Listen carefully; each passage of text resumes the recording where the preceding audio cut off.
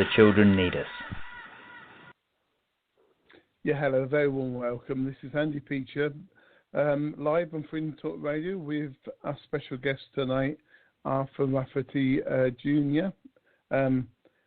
We're talking about Arthur Rafferty Sr. today, and next few weeks we're going to do one or two shows, and it's really talking about Freddie Scappaticci, the alleged murder of Arthur Rafferty by him, and the alleged PSNI cover-up by them and the Ombudsman service.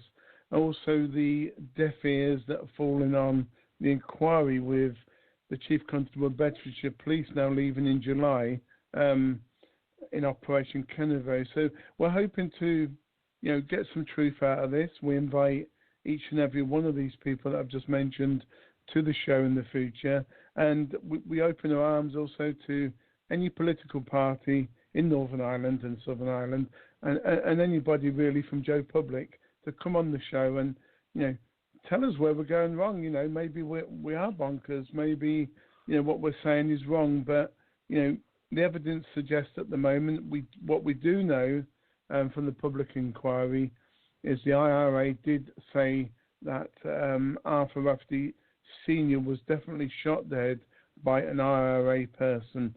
So that's good. We know that. We also know Scappaticci says, I'm not state knife, but the British police say he is.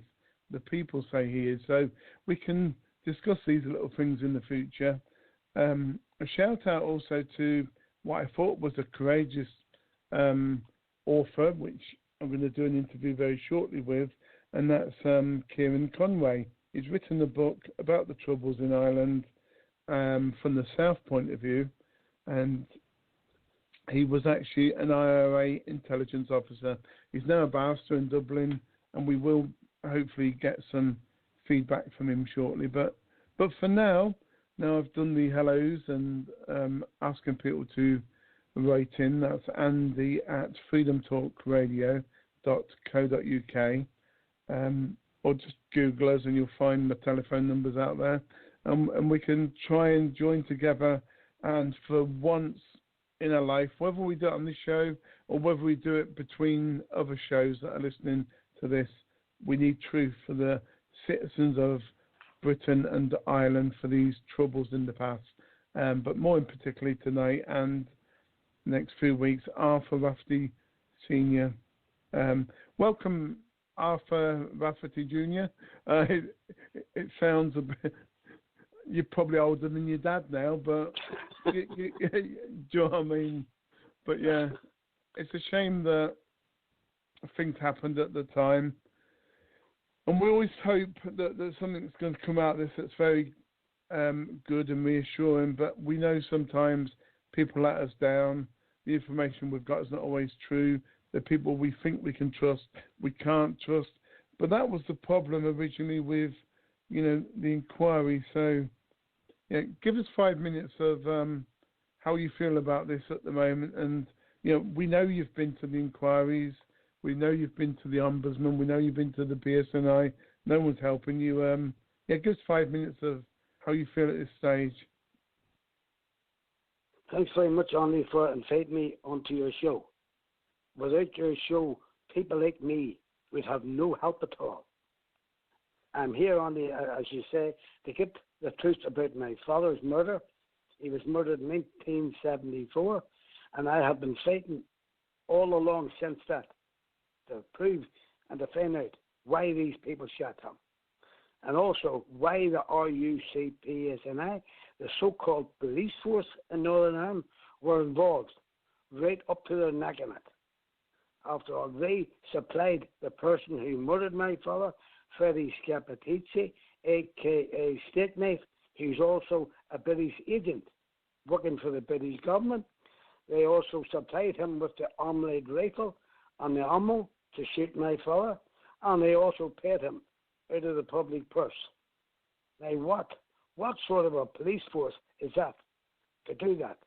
Plus, they also employed hundreds of members of Sinn Féin IRA as informers who done work for them, and also loyalist organisations who done work for them. And they were out and they shot innocent members of the public here in Belfast. And the only reason was because they were Irish. And I want words. I want truth. I want this fellow brought back to Belfast to stand trial. Now, he has been in Belfast quite recently here, and the police ushered him in, ushered him to do his business, and ushered him and put him on a flight back home.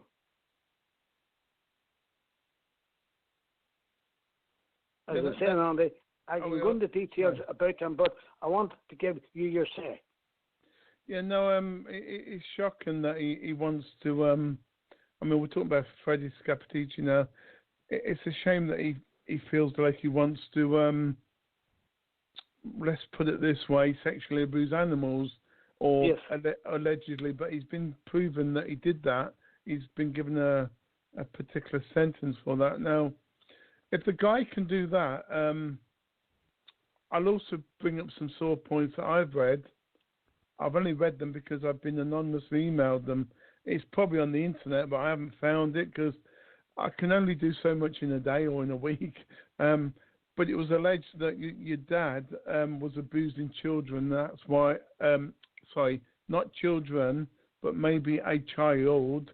I can't remember now. It's one or the other. I've got it somewhere. And that's why the IRA murdered him. But thank God, the police found and the Ombudsman, the inquiry, that there's no evidence of that. That was just the IRA saying, this is why we murdered him. That's a separate issue in a way. But I find it shocking how the lengths people are going to cover up the truth. And let's face it, I'll let you say more in a minute.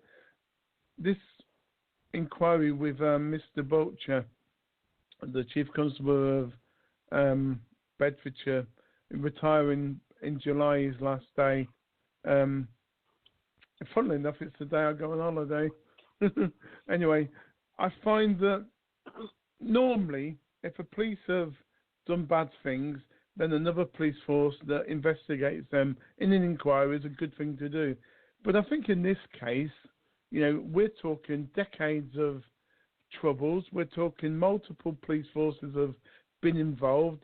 Northumbria, for one, I had a little message on Facebook that Northumbria was doing things to cover up what the IRA were doing, certain officers there. So this is a systematic failure of, if even that, it's probably more than that, because some person told me recently, a few weeks back, that the British police and the MI5 actually paid the IRA to do these bombings. That may not be true. It may be true. We haven't got any evidence until other people come forward. Please prove me wrong on that one. We've also got evidence that Sinn Féin, the DWP, all the paramilitary groups at the time, was raping and abusing children and women. There's no evidence, of course, only what you see in the media. I mean, I'm hoping that, for their souls that it's not true, but this is what's all come out of the British people deciding, let's do a few murders in Northern Ireland and cover it up. Sorry, I mean, I'm not even religious. I'm not even political. I just speak from the heart. Over to you, Arthur. Right, Andy.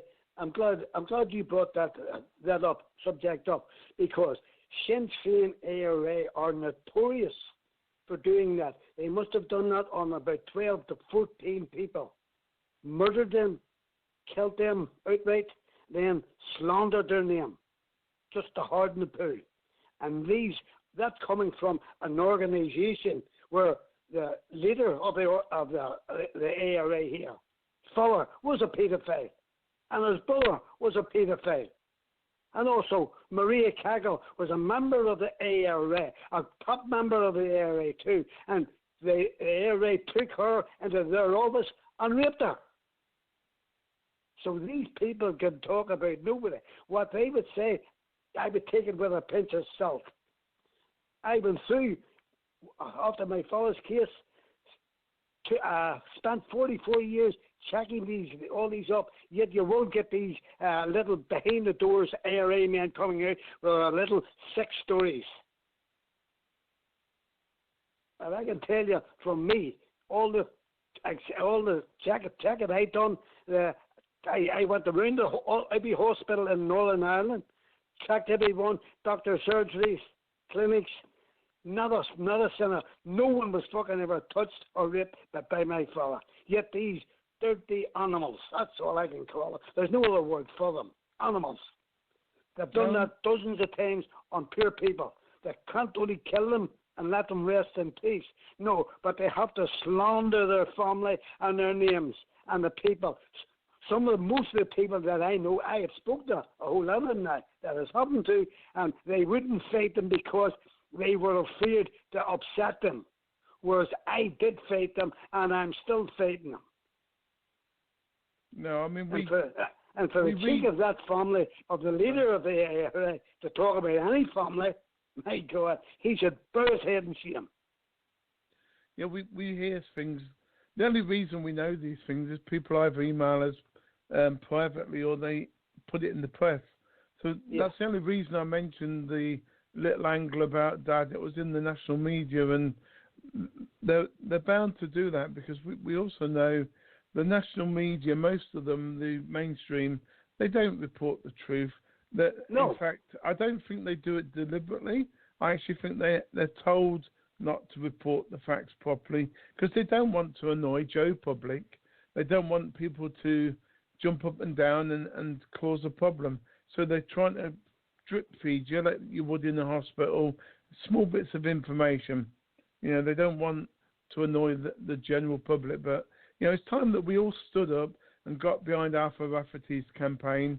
Don't forget, you know, Arthur Rafferty Jr., he's had asbestosis all these years, but it took him a long time to actually get a proper diagnosis from the health board. They tried to cover that up, which now leads you to help others, you know, with asbestosis. I mentioned on the last show or the show before that my brother-in-law had it. It was a builder, and, you know, they blamed it onto his smoking his 2 or 3 roll-ups a day. He didn't smoke a lot, and there wasn't proper cigarettes, so pure tobacco. Because pure tobacco has got no chemicals in it. So they blamed it onto him so he couldn't have any compensation when he died, or his wife couldn't. The system's mad, but we shouldn't waste time on worrying about what could have happened. We've now got to worry about what can happen, and we need people, good people, even bad people, but either way, we need you to come out and tell your story, and, you know, only your soul and your heart will forgive you. You know, some people can forgive you also. I'm probably going to forgive you. Maybe Arthur here can't forgive you, but at least if you speak out, it will help you. And that's the way I look at it. I'm not playing a psychological game. I left school with no qualifications. I'm just speaking from a spiritual heart. Sorry, Arthur. I get a bit passionate. Andy, also, I find it hard to understand. I've been fighting my father's case by myself, a one-man show. And the whole of the British government, the whole of the RUC, PSNI special branch, the whole of the court system, the whole of the legal system here have all turned together. They bonded together to make sure that my father's case never reaches the courts here. Now, so that in itself proves my point. Now, at the present time, what I'm planning on doing, is to take my father's case down to Dublin and get some legal firm down there to take his case and take it to the European Courts of Human Rights. Because these courts here and the police here, Andy, they have made my life hell. I'm stopped at least 5 to 6 times per week in my car, trailed down in my car, ask where I'm going and where, and like they know me of old. And they're only doing this just to annoy me, hoping that my sickness takes me away, and that would be the end of my father's story, because no one else in my family is fighting it. Yeah, looking at it sort of from their point of view, I do understand. No, what I was trying to say is, I can understand a little bit the way you're feeling about them. I'll put it a different way. If they find, let's say, 10 IRA people that murdered people, they've got evidence, concrete evidence, and they're going to prosecute them, because this is what the Chief Constable of Bedfordshire wants to do. He's going to prosecute, he said, IRA murderers. Now, what about just this one small what about if they haven't actually got the 100% evidence to prove that your dad was murdered by Scappaticci, but they do have evidence that he was murdered by an IRA person? You know, it doesn't help if they destroy the evidence, does it? Because that's what they've done. They destroyed all the clothing and that from that flat in Newton Street. Yeah, I say it only because, and the reason I am so sure, I had 2 long meetings with Brendan Hughes.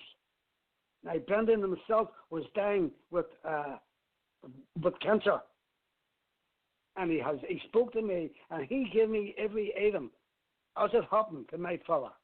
He knows because he was there at the time. He was one of their top men. He itemates it all right down to the man who pulled the armlet on my father and shot my father. He shot 12 rounds at him. So my father was running down the street at close range, and that animal couldn't get enough bullets out of the gun. He shot 12 bullets out of the gun. 5 of them missed him, and 7 missed him, and 5 hit my father in the back. So yeah, he meant to shoot my father. I think on another show we said, why is it 12 Newington Street, 12 bullets in Dad, or at least he fired 12 bullets? Is that some kind of satanic symbol? But, you know, we're not really that bothered about that. But I just find it a bit, because there's another 12 in the same story, and I've forgotten that one. But, yeah. But yeah, I don't know. And another thing on me, when I'm speaking about 12 Newington Street, that house was a safe house for the IRA. Now, the police knew that all along, yet there was no one in that house questioned about who lived there or who not. So therefore, the evidence was all taken and given away. And as I said, the police went up to the hospital and got my father's clothes. That was put in a police station in North Belfast, York Road, and lay there for years until there was talk of me taking him to court. And all of a sudden, it disappeared. But what didn't disappear was the tie. When I went down to identify my father in the morgue, his tie was lying on the table. And it was policemen standing there. I took the tie and put it in my pocket. Now, I wanted to have it sent away to have DNA done on it. And I mentioned that to the police, and they wanted to take the tie and have DNA done. But I refused to give them it. So I still have my father's tie here with spots of blood on it. So I will be trying myself to send that to an independent firm. Wow. So I can have the truth. That is dynamite. That is dynamite. I still have the tie in my pocket. Yeah, that is dynamite. I mean, it may be your dad's tie, but your dad's blood, but yeah. Let's hope blood. Let's hope it's not. Let's hope it's the killer's blood. The police wanted to take it off me. They practically threatened me. They were going to do me for taking it out of the morgue.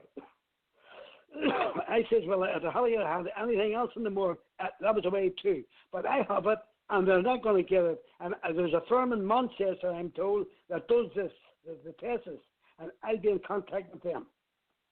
Yeah, well, you've told too much information on air already. Why don't you send it away somewhere independently from where you live? You know, even trust it in the post, because it's worth.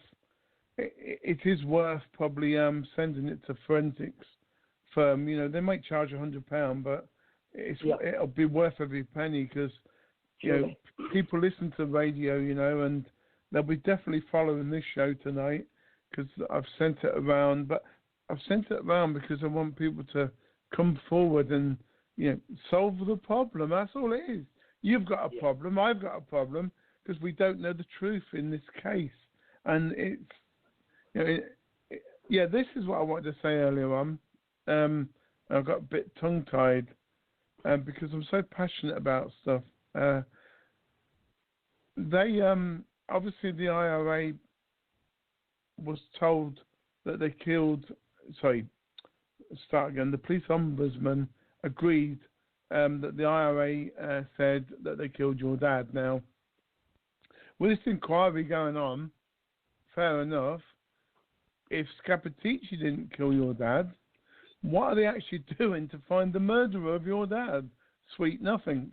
And this is what we need them to realise. And if the inquiry team from Operation Canova is listening, just answer Arthur Rafferty Jr. We'll call him. His plea. What are you doing to find my dad's killer if it wasn't Scappaticci? And what are you doing? Because the public actually says he's not steak knife. Not the public, sorry. A lot of people are saying he's not steak knife. He doesn't think he's steak knife himself.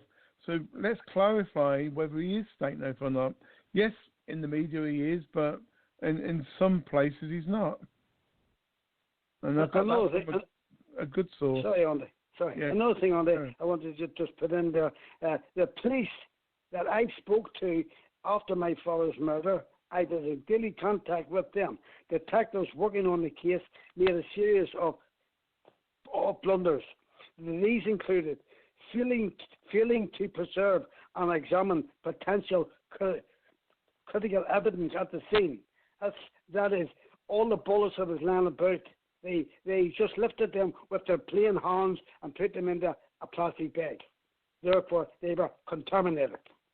Yeah. Also, failing to keep witness evidence or carry out a proper investigation, and failing to keep the family informed of the progress in the investigation.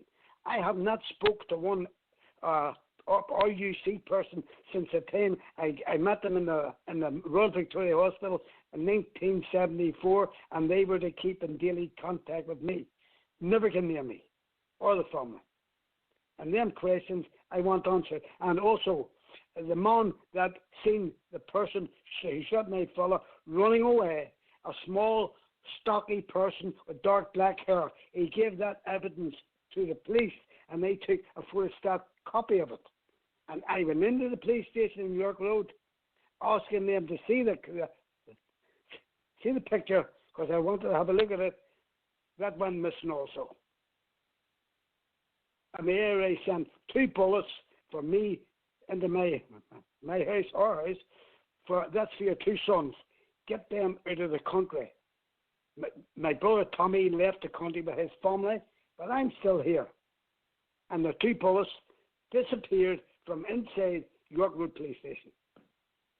And that can't be a coincidence, Andy. That's a big wow, that one. Unbelievable. I call it wow. It's the same as unbelievable, really. What do you say? I mean, all we can do is,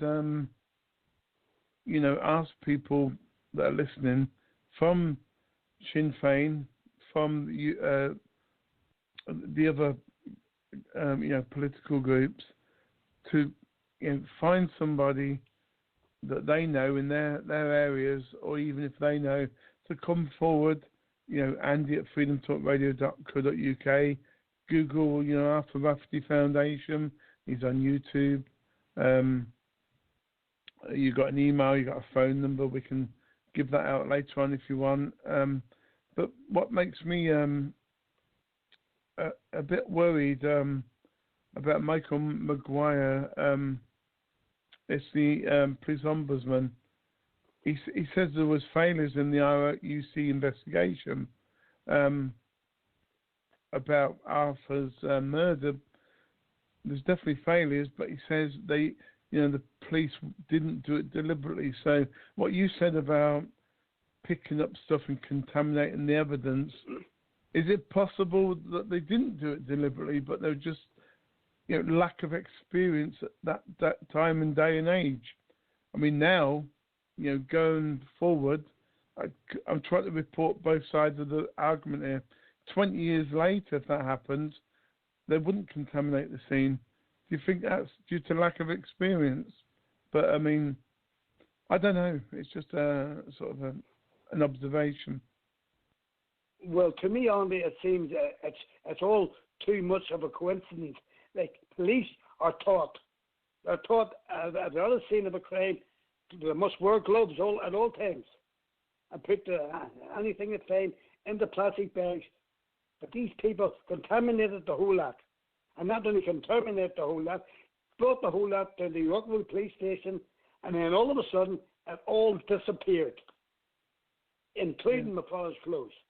Yeah, the disappearing part is definitely, I'd put that into collusion and corruption, but the fact that they contaminated the scene in 1974, whatever, 75, it was 15th of August, 74, do you think there wasn't probably trained maybe that way in them days to put gloves on?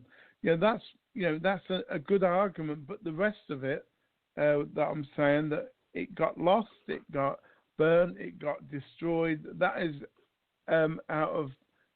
you just can't agree with that at all. You can't cover that up. You can't agree with it either. It happened. They got rid of it. It was wrong. That was 100% police, PSNI. That was wrong. But just maybe contaminating the evidence. They did that by mistake. But what annoys me, actually, now I've just realised what did annoy me. They're saying that the investigation, was a bit. Don't worry about that noise you hear. We'll wait for 15 minutes. They're saying there's a bit of problems going on there, but they weren't corrupt. But why would you destroy evidence if you weren't corrupt? Who ordered this evidence to be destroyed? Well, if I can say another thing, a chief inspector was speaking to me from Knock at the time. He said the armalite rifle that was used in murdering my father has been destroyed. Then I found out from a top Sinn Féin person that armalite rifle was handed back to the Sinn Féin IRA and was used in 3 or 4 other murders. So you have to ask yourself, what was the police thinking about? And the way they're treating me on a 79-year-old man is unbelievable. Just to keep me quiet. I know with just the asbestos problem alone, the health service is giving you hassle over that. I read that and I thought, basically, you're getting what they call low-level targeted individual. So all that will be is they'll mess with your emails, they'll mess with your phone calls, they'll stop you in your car like you've suggested. There's other little small things they do. You're low level because of your age probably. They don't think you're a threat, but it's not right. You shouldn't have to live like that for somebody who wants justice. You should really not have to live like that. Another small thing, when I was on your show the last time, you know yourself, my phone was hacked. The police hacked into my phone. They got the name and address of my insurance company and stopped my insurance. And I'm driving about Belfast. All of a sudden, they bounced on me on the Falls Road, stopped me, knew my name and all, car and all, and they knew. They said, this car has no insurance. They dragged me through the courts. And 6 points of my license was taken. No fines or nothing, just the 6 points of my license. And now that is what you call a police force. They are nothing short of a joke. And we know from other people in Belfast, especially our good friend that we know jointly. I won't mention it on this show just in case it backfires on him, but he's been stopped millions of times, all because he had a problem with a relative and they just wanted to take the mickey out of him. Now they stop him regular, or at least they used to. It's a shame what's going on. I've heard from mothers and fathers of forced adoptions in Belfast. and a good friend, campaigner for them, that I haven't heard from a little while, but Tracy Morris, you know, she tells us about the families being, you know, split up, but she's also given me, I think it was about a year and a half ago now, she gave me a couple of contacts that I ignored, but recently I've got in contact with them, and they are victims and proof that the paramilitaries, but in particular, the IRA and Sinn Féin, rapes kids, regular and adults at that time, you know, during them problems. I'm not sure about now, but at least in that era they did. And I hope Chief Constable, Chief Inspector, whatever his bloody name is again, I forgot, pardon my language, Vulture. I hope you listen to the inquiry man, Vulture, is it? Yes, John Butcher. John Butcher. I hope, sir, you're listening, and hope you're going to get your team to investigate that. It wasn't just about the war in Ireland. It was used as a political and a religious tool against each other. It was actually, I think it was man-made. That's why I believe the person who told me it was actually man-made, that the British will go into Ireland and cause rubbish. And then it was also said by this person who emailed me, they caused the religious people in the world to hate the white to hate the Muslims. Sorry, not the religious people, the Muslims. It is all man-made. I mean, I guess you could call it a false flag, but all these things, you know, Princess Diana, we're not mad. We know what the truth is. And another thing only, just if I may speak, not only has the police and the British state murdered my father, an innocent, unarmed man, and now they're harassing me, who am terminally ill with asbestosis, plus 6 weeks ago I took a stroke. But yet, that doesn't stop them harassing me. These people are nothing but animals, and I wouldn't need the money harassing me, but they are beginning to harass my family too. You have to ask yourself, what is this all about? They want to see me out of the road, so that I'm gone, the case is gone. Yeah, and Scappaticci walks away free. Another thing about this, hang on a minute. In 1978, the police ombudsman.org inquiry into the murders says in 1978, a police search of a social club in Belfast on an unconnected matter uncovered a handwritten document which appeared to be a debrief of Mr Rafferty's shooting. The document made reference to 3 people's involvement. 2 people were arrested and interviewed in connection with the murder. It says in 2005, a member of Mr Rafferty's family provided police with names, not name, but names of people they believed were involved in the murder. Police later recorded that there was nothing to link the named people to what happened. Well, one of them, you know, whether Scappaticci or some of the other names, it had to be one of them. But rely on your knowledge of your friend or the person that told you when he was dying who killed your father, because that guy, Brendan, was it? He had nothing to lose. He was dying. He could have just died without telling you, but he chose to tell you because he was a good person. And another thing on it also points my way, because I was speaking to Brendan twice, and when he died, Jerry Adams wanted to go to his funeral and read what he called, talk about him. His family chased Jerry Adams out of chapel, wouldn't let him anywhere near the man. So therefore, there's more to it than that. And another thing on a chief constable out of Knock police station came to me, and I gave him the names of 2 people that I knew. They worked at the Belfast stocks, as I did, and my father did, and my brother Tommy did. I gave him their names. These 2 people used to talk to me all the time, wave at me all the time, stop to talk to me. Now every time they see me in the street, they run away. Yeah, that's probably because they've lied to someone. Yeah. And they don't want to face the truth now.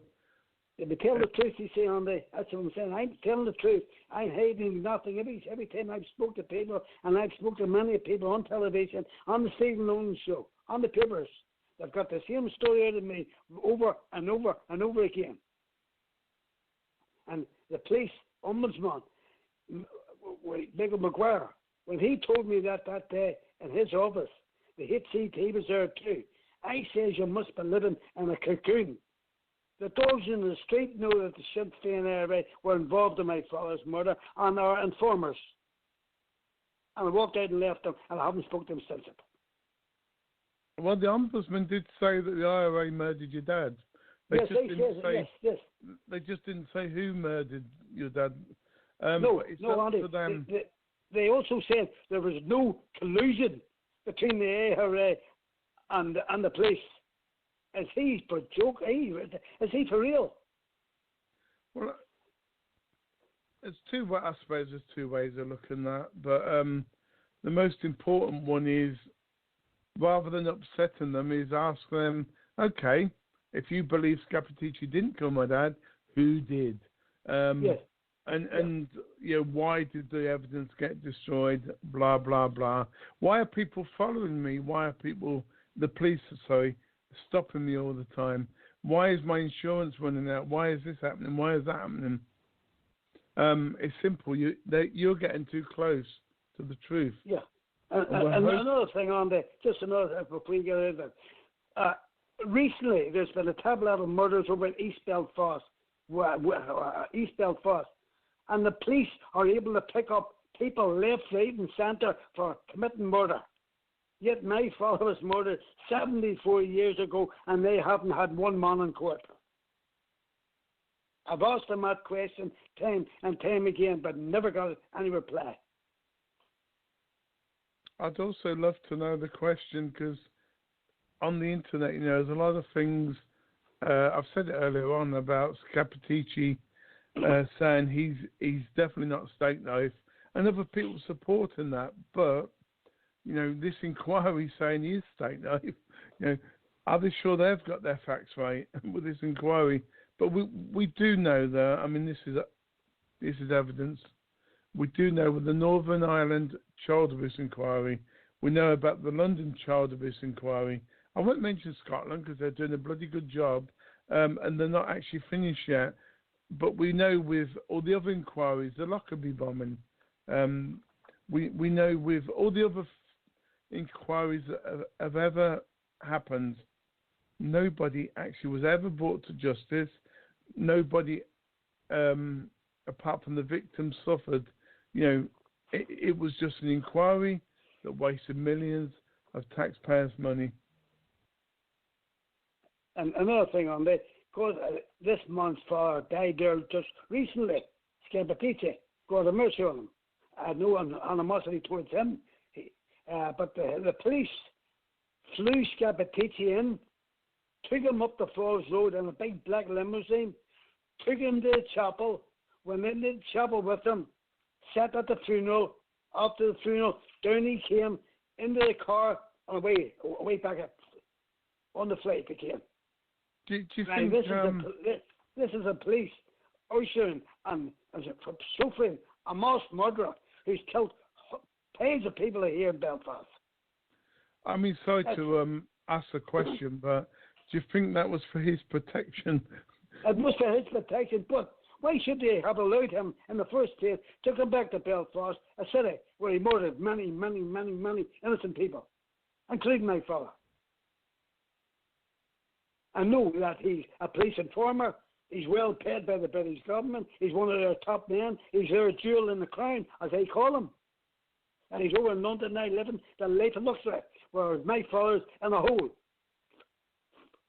Yeah, and you won't ever be brought to justice, I don't think, which I'm normally a positive person, and they do say that a lot of IRA people will go to jail, but, and they've got 500,000 pages of evidence from 156 reliable sources.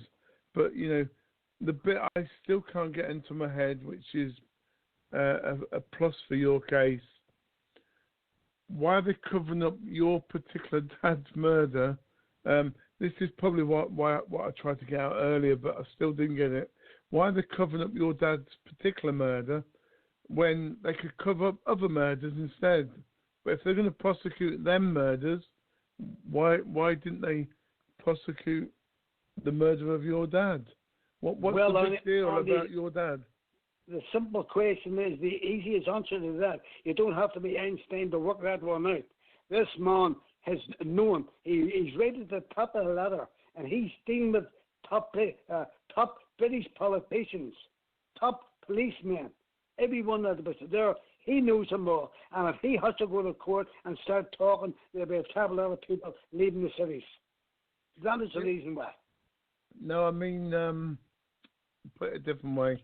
We've got about 2 minutes. Let's say then, just for instance, Scappaticci didn't murder your dad, just as a hypothetical statement or question, but somebody did from the IRA.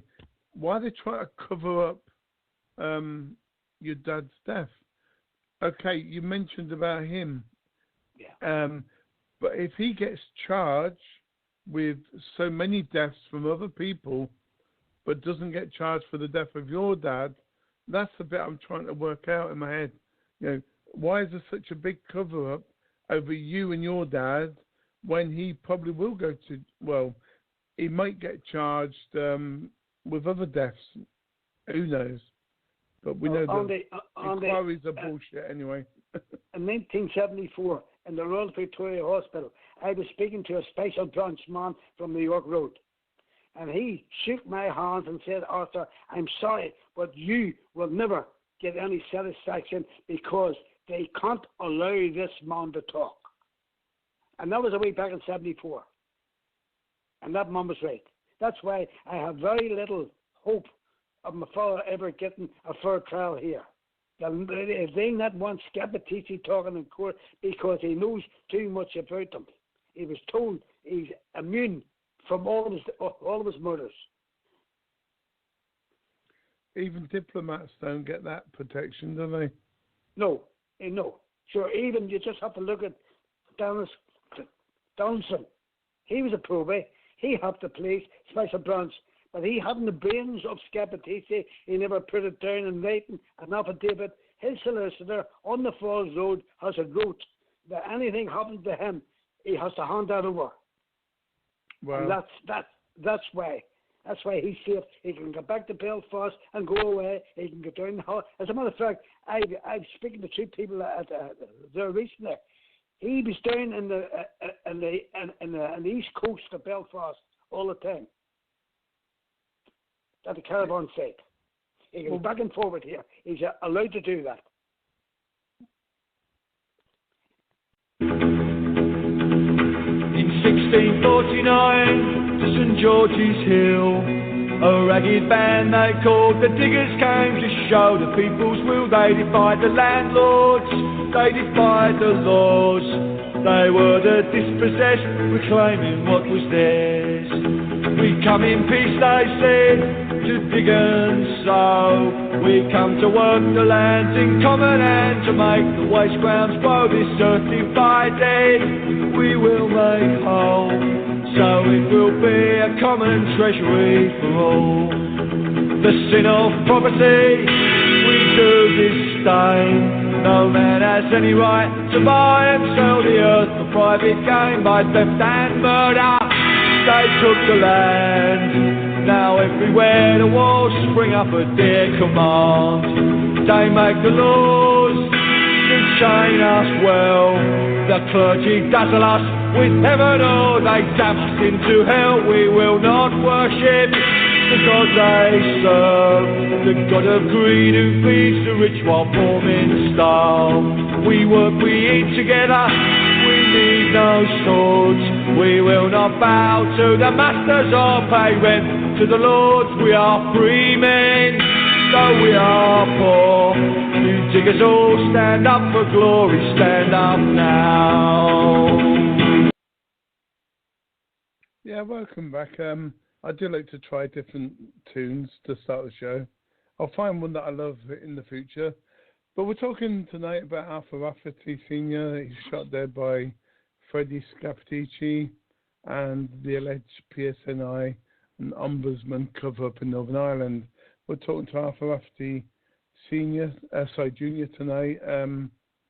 Just to let you know, part one was good and very good, and we're going to have part two now. We'll put it all together to YouTube and podcasts. It's on iTunes and freedomtalkradio.co.uk. So we're talking about why rogue Irish police officers colluded with the IRA during the Troubles and even stopped senior members being arrested.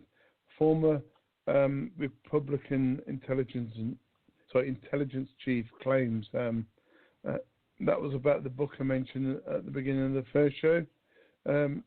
But it's interesting that Irish police tipped off the IRA about planned arrests and other little things. Maybe that's why you've got no justice for your particular cause.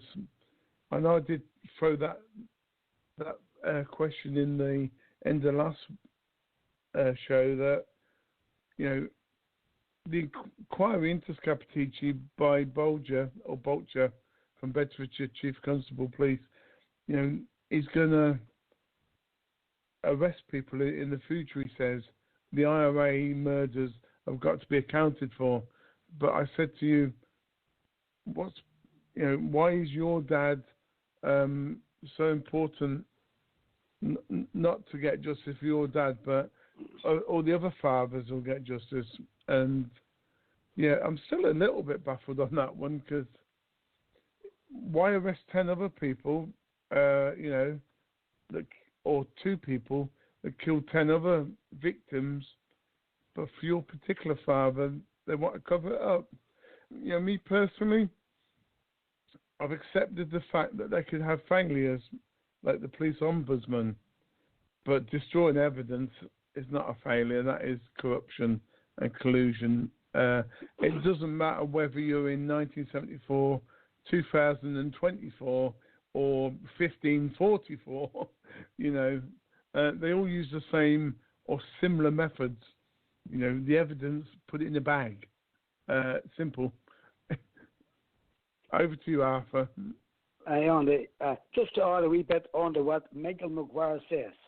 The police ombudsman also discovered the RUC destroyed the weapon used in my father's murder, even though it had been used in 4 other different killings. The gunman's balaclava, boiler suit, gloves all disappeared, as did spent rounds of cartridges found at the scene of Arthur Rafferty's the crime. Also, Arthur Rafferty's clothes and jewellery. Now, the police ombudsman says it could find no rational reason as to why these evidence were destroyed or went missing. But Arthur Rafferty Jr. has no doubts about why this all happened to protect their IRA double agent FREDDIE SCAPPATICCI. He added, Scappaticci has protected from the moment he murdered my father. I hope to see him brought back to Belfast and put on trial. But let's face it, that isn't going to happen, because it would bring down Stormont and the whole of the British government and the police for employing people like him. Hundreds of people like him would have to be despondent. Now, Barra McCrory says he's looking into it. He may as well look into a goldfish bowl, because Scappaticci will be looked after until the day he dies. And that's my story of him. I have no faith at all in that police ombudsman, because simple reason, if the name suits him, police ombudsman, he works for George Hamilton. Yeah, at the end of the day, like I said, I can understand if, you know, we get a child abuse investigation or another investigation where they go to another police force for help. That is a good practice. But when it involves 2 countries or 3 countries in some cases, because I've reported on other stories that involve 3 countries, I don't think the police should be able to investigate these type of stories. But having said that, what other body could investigate it? Because we know if we could get 2 people from each side of the problem and then get a chairman who's official, but we rely on our law so much in our United Kingdom and Great Britain and Northern Ireland and Southern Ireland. We rely on our legal system, our lawful police system, too much, I think. And in the case of multiple murders by a organisation, and it wasn't just the IRA, I mean, let's face it, all the other groups were just equally murderers as they was, but it shouldn't be a police force investigating this. No court, no this, no that. It should be someone at least from abroad, from Europe or beyond, that has specialities in probably gun crimes, war crimes, maybe The Hague. Maybe they should have investigated this. Having said that, they're just as corrupt as... How can you get an independent agency or people to investigate such a wide problem, such as the Northern Ireland issues? You're absolutely right there, Ronnie, because when you look at it, from my point of view, why should they bring British police over here to look into the RUC, who is run by the British government? If they had brought a foreign force in, a French force or somewhere. But no, to bring them in to look after what the RUC and also the British Army has been doing here for the past 40 years. They'll say no, they'll say nothing here, but it's costing the taxpayer millions of pounds. And I hope the MPs in the London and UK government, the members of the Scottish Parliament, the members of the Northern Ireland Assembly, if you care to listen to this second part, I know with certain people you have to, put your statement in 2 lines, which, that's bloody horrific. It's not fair, To get someone's attention, you need to say it in 2 lines. Okay, then. FREDDIE SCAPPATICCI murdered Mr Rafferty Sr. Let's investigate. PSNI's covered it up, allegedly. I have to say allegedly, because I don't have anything to prove otherwise. But that's the 2 lines. But, if people only listen to the show properly, send an email, andy@freedomtalkradio.co.uk, or send a phone call to Mr Rafferty. His phone number's all over the internet, the foundation, and the YouTube channel. Then we'll understand, what to do in the future, because you'll give us guidance. We're only assuming what's going on, but I'm sure Arthur knows in his heart his dad was murdered by Scappaticci. Brendan was a good example of a witness, although he's dead now. But it was a good example. He had no reason not to tell the truth. And we already know that the Ombudsman said the IRA murdered Arthur Rafferty at 12 Newton Street in 1974 in August. So there you go. That's what I'm saying, Andy. See, I'm fighting here alone battle here. I'm doing my best, but I told my father when he lay on his deathbed that I would sort his murder out, and I will. I know the man that murdered him. The police know the man that murdered him, but they can't say, yes, he worked for us, because that would put them in a position. The people in Britain would be saying, well, how can a so-called police force hire people like that, a mass murderer like that, and pay him out of the public purse and know what he's doing is wrong, after all. And we voted sure to come out of the EU. It didn't do us any good. Britain overruled us again and says we're in it, and that's it. And as I'm saying, Andy, if you don't mind, I'll speak about that court case. Yeah, no, I mean, we've got loads of time, half Oh. an hour plus, so carry on. I mean, we're just giving more examples of the intimidation that you've experienced. You've mentioned about the police stopping you a lot of times. You know, more than once a week, you've got bad luck, but 3 times a week, that's intimidation. Anyway, carry on about the court case. That's what I'm saying, Andy. They have gone any other way just to harass and humiliate me and attempt to put me down. So if I died in the morning, they would have a party. They would say, well, he's gone. But a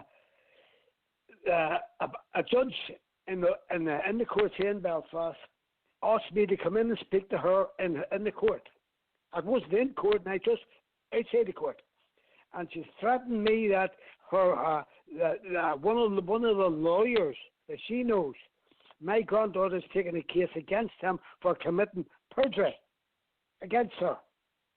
And she threatened me that if I didn't take his story off my YouTube, I would have to face the consequences of it.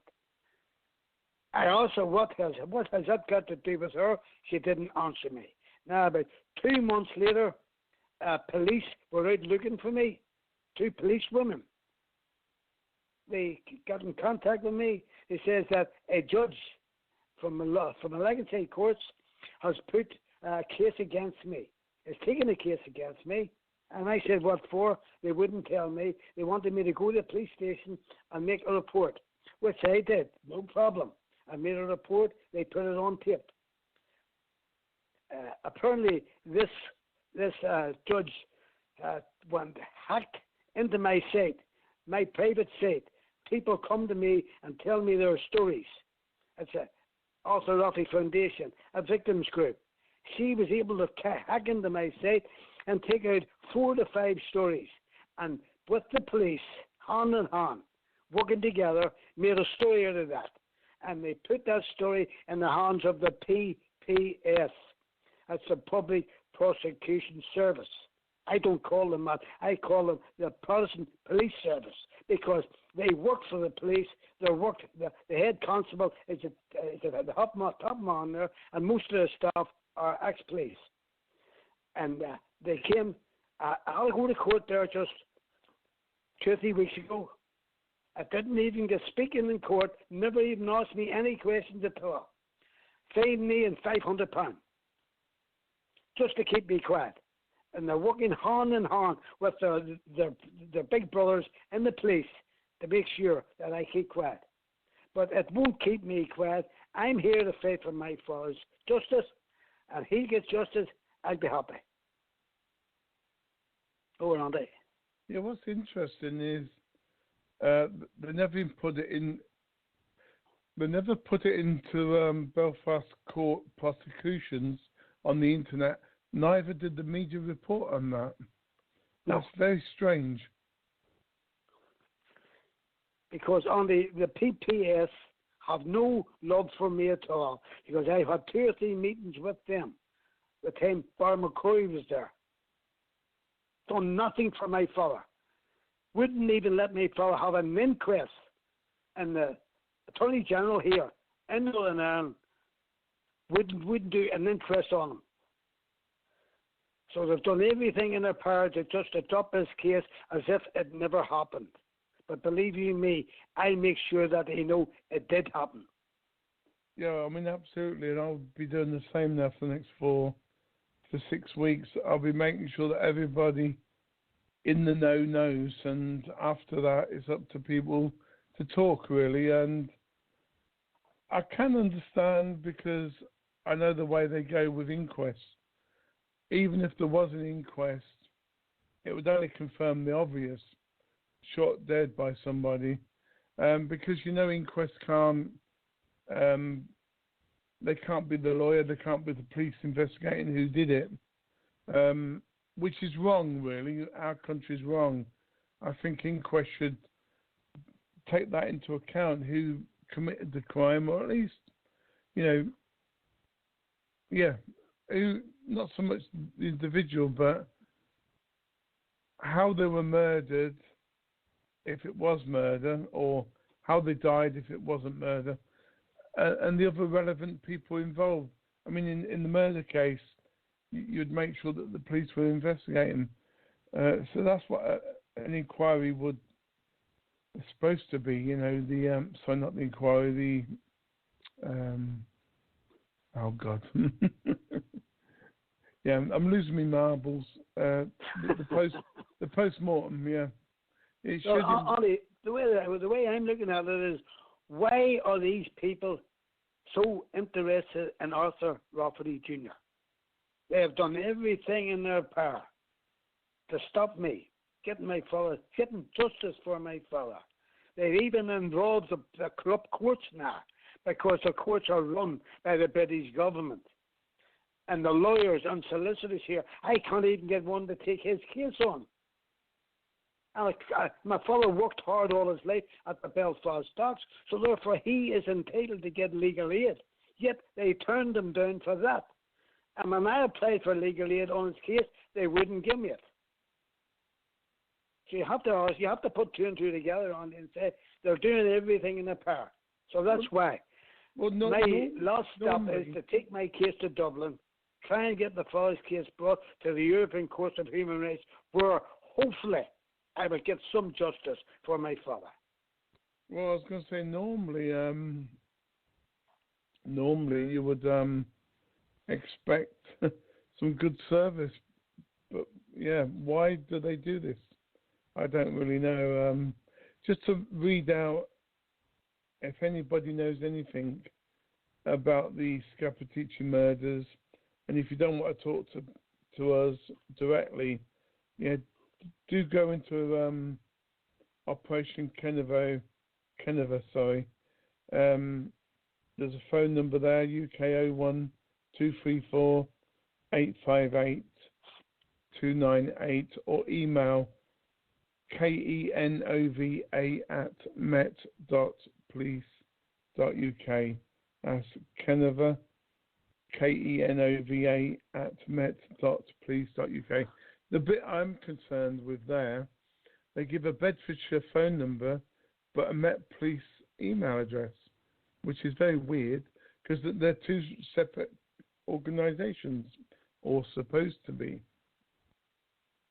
Yeah, really weird. Only this is only a front for to let the people here see that they're doing something. What are they going to do? The new Scappaticci, they have him over there. As a matter of fact, he was up in court there recently over there with them, and the Met was with him. They take him to court, and he didn't come out the front door, he came out the back door. Everything's there to suit him. So that special branch police in 1974, every word he said to me on is the truth. He said, "I'm sorry, Arthur, you'll never get any satisfaction in your father's case. This man cannot be allowed to stand trial." And his words are true. And everything the police are doing, the courts are doing, these people are doing to me, it's just trying to shut me up. Anybody else? Now, I spoke to people all the time. I'm speaking to them in the Arthur Rafferty Foundation, and they are amazed at how long I'm staying. I'm here fighting these people. 44 years I've been fighting them, and they've hit me with everything bar the kitchen sink, but I'm still here. And I'm sure my father up above there is watching and saying, "There you are, the wee man's not going to give up." Just for reasons, is it nostalgia reasons? No. Just to show people how much you remember your dad or love your dad, and this is why you're doing it. Just give us a few examples of what you remember about your dad. And you said he was a dock worker and so on, and even bringing your mum for a little bit, things you remember about. What I remember about my father, he was strict. He was a big man, and he feared no one. He worked at Belfast docks. He's a docker. He worked along with me and my brother Tommy. We were dockers. and I boxed amateur and professional.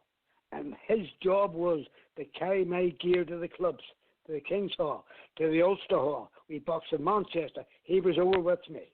He loved doing that. He was there as if he was my trainer. And he enjoyed every minute of it. And for them, piece of scum from Sinn Féin IRA, they come and blew him away. They disgust me. You was a boxer then, Arthur? No, me. I was a boxer. Yeah, you. And he carried my gear. He watched me training. He tamed me. He dragged me down. Wherever I went, he went. And that's why I'm called after him, Arthur Joseph Rafferty. And plus, my wee granddaughter has a wee baby boy. And his name, Arthur Joseph Rafferty III. And I hope he grows up with the same temperament as me. Because all these tapes, I have them all copyright from. So he'll be able to play them and get justice for his great-grandfather.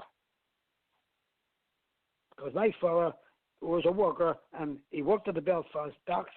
The docks was packed with IRA, a.k.a. Sinn Féin IRA.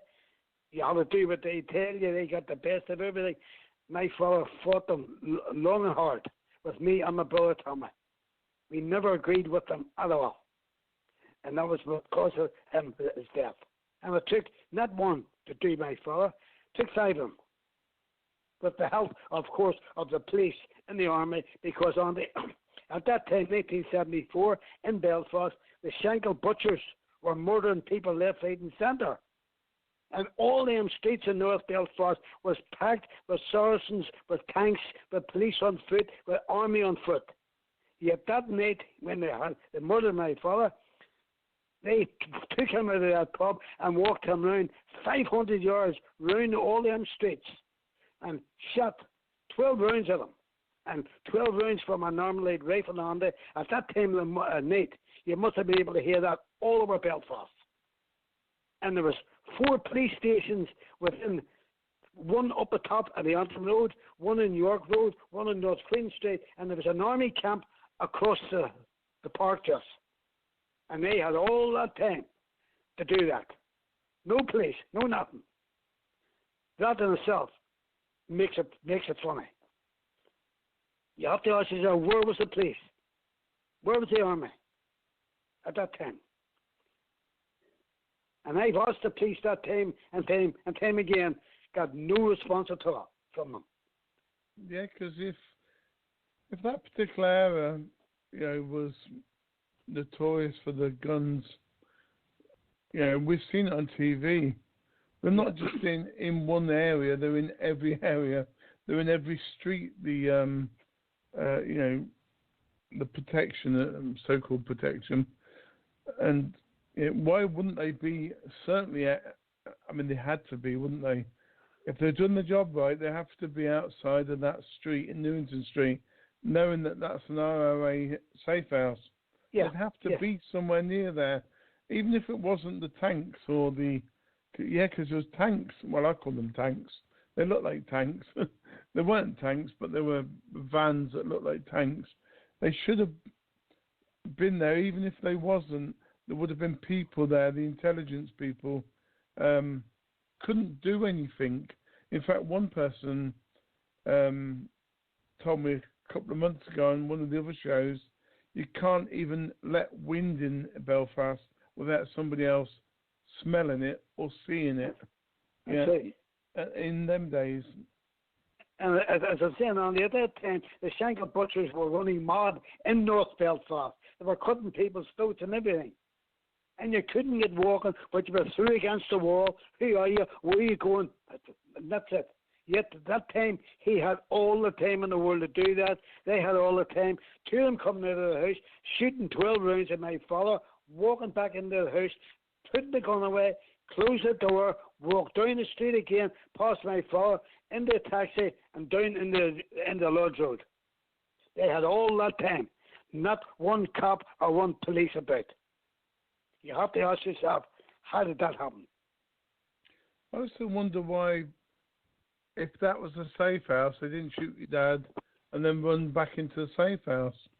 Yeah, Yeah. Because that was easier than running down the street, maybe. Well, it shows you that the police knew that was a safe house for them, and that they'd used that house time and time again to shoot people. And when they finished with it, you put their gun back in there. It's safekeeping. And even on I asked the police many times, did you ever go into that house and check the people who lives in it? Was it flats or what? Who was there? No response. They wouldn't answer them. To me, it seems it's a case of it's a whitewash right from the word go, and just my father was in the wrong place at the wrong time. Yeah, but if you lived in the docks, sorry, if you worked in the docks, his local pub was near, the street he was murdered in. Yes. And he was doing nothing less than just going to the pub on a normal day, as he did before, So he couldn't. The only thing that annoys me, and I've asked the police this time and time again, but they have never answered me. How was I left my father at 4:30 that day, finishing work? I left him round to a pub called Bonnie Bowley's, a wee pub in the Dockland itself. And he usually drinks there to about 5:30 or 6 o'clock and then goes home. My father was taken out of that pub and brought up to a hole in the wall, which is up on the Antrim Road. And I've asked him why. Because the fellow never drank in that bar. He always drank in his own wee bar where all the dockers were. Yeah, that's the thing. I was going to originally say he obviously wasn't in the wrong place at the wrong time, but no. Now you've explained that he was in the wrong place. Yeah, he was. It's not that he was in the wrong place. He was brought there. Yeah. Intentionally. And then they brought him from there round to Newington Street, and they murdered him. Like, I wouldn't. My father, as I'm saying, Andy, was a hard mighty good faith. Because none of us, his sons, would even talk back to him. He would hit the thump very quick. But it took 5 of them to come and take my father out. And you even survived that for a little while, didn't you, for a few days? Well, he survived that for almost 4 weeks. The doctor told me in the hospital that night, when I went up about 9:30, 9:45. He said, Arthur, I'm sorry your father wouldn't last the night. A strong 5 bullets in him, an arm-lead rifle, high velocity rifle, close range. It should have blew him in two, so it should. Yeah, he lasted almost 4 weeks. He had truth on his side. That's why he lived longer. But the death he got on there, I wouldn't wish it on anybody. And why should that piece of garbage, Scappaticci, living over in London, lifted and led by the British government, treated nearly as one of their heroes? I'm surprised on I see in the paper, I read the paper all the time, hoping that the Queen knights him or something, because he would deserve that for all the work he done for the British government. Yeah, worse things have happened. Yeah, well, it wouldn't surprise me. But it's not just him that murdered people either, is it? I mean, there's going to be others that murdered. Why are they not in the limelight? Like Scappaticci, we know he murdered people. It's not proven yet, but why isn't any other people in the limelight for murdering? Because he couldn't have done that all on his own. No, he was told what to do only by the head, by the people above him. And they're running about now. One of them's down in Dublin as a TD in Dublin, and the other ones here are working in Stormont, lifted and led by the British government, because they done work for the British government, and this is payback time. No, I'm saying, but there must be other people like him that murdered others. Oh, of course there is. Why are they not on the... there is a few, I saw it on Facebook, justice for different names. I've forgotten them now. But, it's very similar, but they're not... The people who murdered these other people, they're not in the main press all the time. Just seems to be Scappaticci now. That smells in itself. Because Scappaticci, you see, he was their pays catch. He was the jewel in the crown of the RUC and the British government. He was the top man in the IRA. He was head of the Nothing Squad. And they recruited him. That was their praise catch. Yeah. You understand what I'm saying? Let's say Joe Bloggs murdered 20 people. Peter Smith murdered 100 people. That's not important. We won't talk about that. Let's just talk about Scappaticci. And that bit is unfair because there's other families equally important.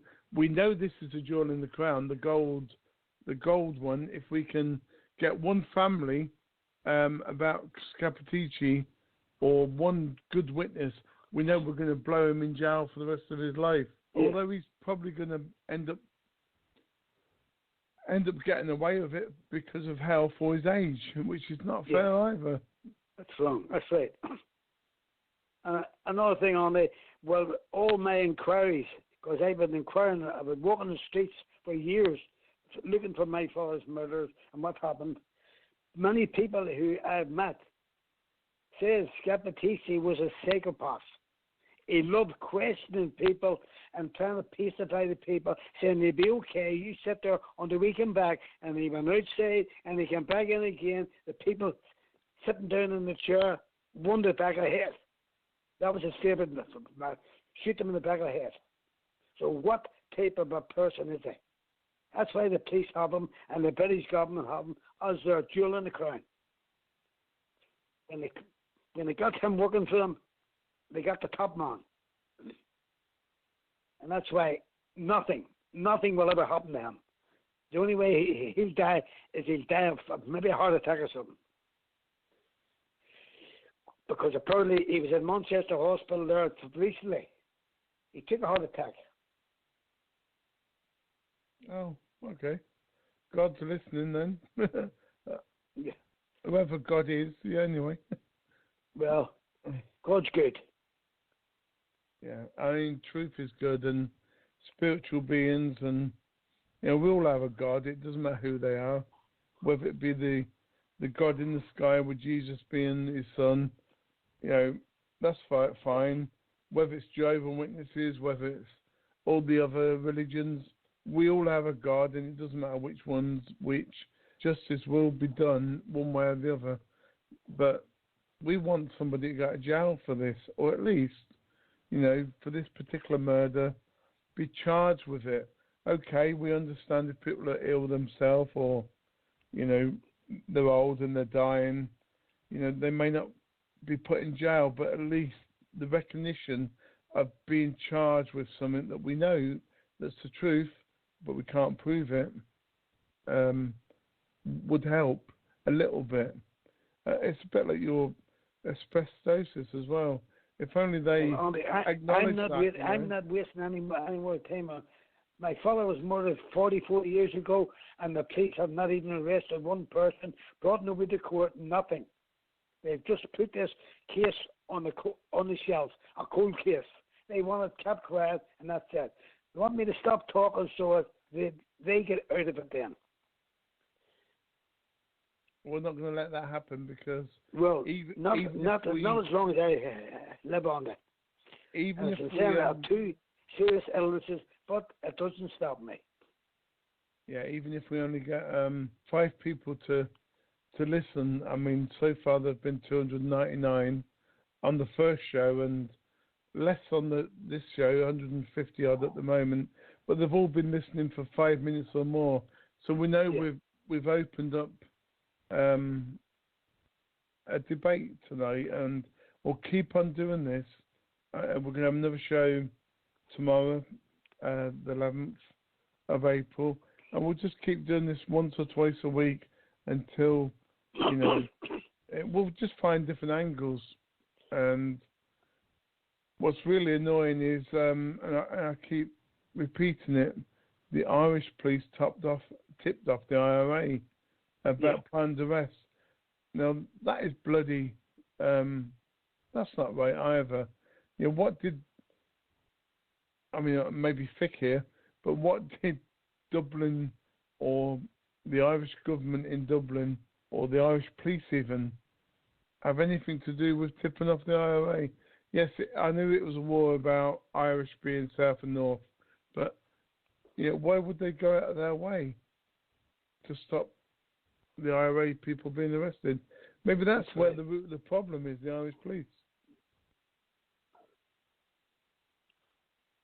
Well, all we can do is keep playing on, We're going to have to keep doing it, every single time. I'll change the titles every time, I appreciate that, Donnie, because without your help, you can't go to the papers here now, because everything you tell the papers, they have to ask the police and MI5, is it okay if we print that? They are handicapped now. There's no freedom of the press now, so it's not. That's why it takes shows like yours to bring this news to the public and let the public know what's happening behind closed doors here. The same as the courts we have here in Belfast, behind closed doors, kangaroo courts. Well, like I said earlier on, we'll do tomorrow night's show, and I'm out all day because what I've told you during the break, I've got to be out all day to see my daughter, but I'll be here, at 7:45, and we'll do the show again. And even if we only get half an hour to talk, we'll get half an hour. If we get 2 hours, we'll talk for 2 hours. The important thing is, with Google, is to change the title of the shows. So tonight's show is called, second half is called Rogue Irish Police Officers Colluded with the IRA during the NI Northern Ireland Troubles. The earlier one was Mr Rafferty shot dead by FREDDIE SCAPPATICCI, alleged PSNI and Ombudsman cover-up. And then tomorrow I found two other ways of doing it. Google doesn't lie. He'll put the, Google being a search engine, they'll put that story into people's faces, especially when you talk to Scappaticci. But I will urge, the Chief Inspector of Bedfordshire, get in touch with me. I requested that in an email. Let's see if we can move forward on getting justice for Mr Rafferty Senior, because that would prove, that these people are good people. But if they can't, then they can't. Then that means, the inquiry is going to waste multi-millions of pounds. The biggest inquiry in UK and Ireland history, for a long, in fact, it's probably the biggest inquiry cost ever. But why use the police force? That is my problem with that. Yes. Why not use another organisation? I'm not sure which one, but maybe an ombudsman service that's in Europe or even in South Africa, even Australia, even. But somebody independent of the problems. But they use a police force. We know from a lot of stories that the police ombudsman service in Northern Ireland, in England it's called the police complaint service or the IPCC. Yeah. They're now changed to another name. But all these services, and I've done a Freedom of Information request, and simply I asked if your local police, the Police Complaints Commission, the MP in the area and the government for that MP, blah, blah, blah, blah, blah, blah, about 12 different questions, and European called Interpol and the international police as well. Sorry, that is the international police. But the Europol and health people in Europe and so on are corrupt, and they're all colluding with each other. What the hell can we do? And there's not one police force, not one organisation that I emailed, and I've done about 2,000 of them. They all come back and said, well, that's not our remit, you need to talk to them. I've already talked to them. And they said the same, that's not our remit, we can't deal with that. ask them.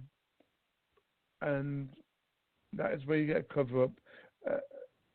I don't think they're doing it deliberately. I mean, let's face it. We're talking about the when countries and different organisations are involved. I don't think it's a cover-up. But you would have thought that one agency could have dealt with that. We do have the National Crime Agency, but they're as corrupt as they come.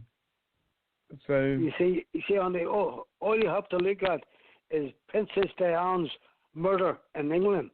Absolutely. No one's charged. No one brought to court. That's it. Something like my father. They just wanted to go away. And all the police forces they have in England, they can't sort that out because they're told not to. Yeah, because, I mean, what happened on that case, I've only got 2 minutes, but I mentioned that at the beginning of the last show, I think, different cases where it's unsolved. Well, Princess Diana was allegedly murdered because the drunken chauffeur was drunk and he whatever. Then they go for the paparazzi. It's their fault. But no, she was murdered, end of. Of course she was murdered, and the people, the dogs in the street know that. Yet all so-called police forces, Scotland Yard is supposed to be the best police force in the world. No one calls about it. Same as a poor fella here, murdered by these fucking scum here. Not one brought to justice for it. Jill Dando was murdered as well, not by the person that got charged for it. In both cases, they wanted to bring down the royal family and the Rothschilds for money laundering and child abuse. But, they get murdered, they get shut up. So they bring in Camilla Parker Bowles and that new one on the block, the lady that's supposed to be pregnant. She probably is pregnant, but it wasn't by natural means. But anyway, that's another story. Certainly, Welcome to Freedom Talk Radio with your host, Andy Peacher.